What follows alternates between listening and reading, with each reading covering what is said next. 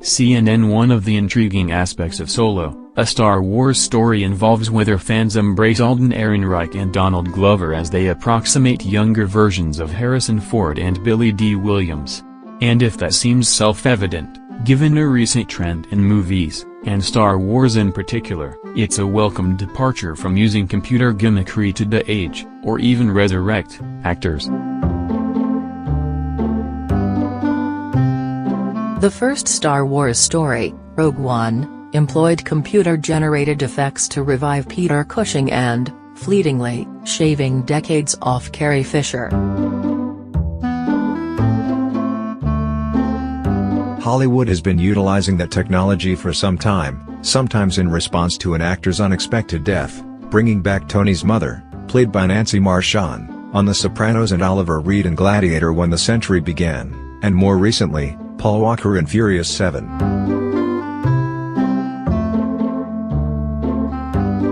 The technique has improved in the intervening years, if not entirely escaping a slightly creepy look, creating younger versions of Robert Downey Jr., Captain America, Civil War, Jeff Bridges, Tron, Legacy, and Sean Young, Blade Runner 2049.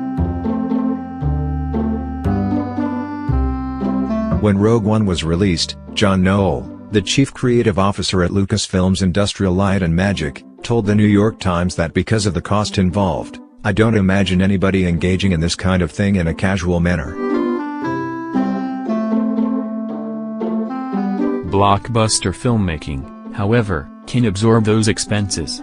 And the ability to use digital wizardry to manipulate performances has proven too tantalizing for filmmakers to resist, despite the ethical concerns raised about conjuring a performer's likeness posthumously. The nagging problem has been, for lack of a better term, the soullessness of these digital renderings, even when a living actor is around to help create them. As Andrew Gruttadaro wrote in The Ringer, there are enough lingering flaws in the process that these manipulated characters become distracting, inasmuch as they're always immediately noticeable, and much weirder than seeing a younger actor who only kind of looks like the character he's playing a version of.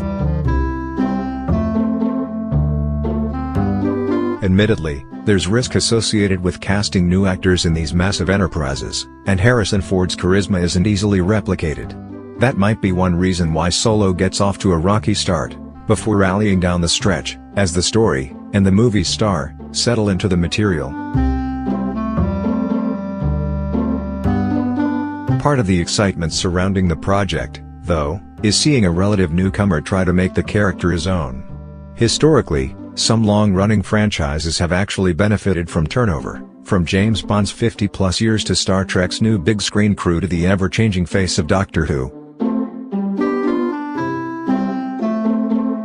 Of course, the Bond producers haven't exactly been infallible, with George Lazenby among the footnotes to a movie series bookended by Sean Connery and Daniel Craig. But even the bar game of debating such matters, who's the best Bond? Does Ehrenreich measure up, adds zest to the maelstrom surrounding this sort of movie. The risk-averse nature of major studios is hardly a newsflash, which explains why the period before, during and after the original Star Wars has suddenly become one of the galaxy's busiest quadrants. The fact that Star Wars is going to outlive its architects, however, provides an incentive to keep injecting new blood into it and finding fresh faces to play beloved characters, which, at least at this stage, is still vastly preferable to digitally remastering them.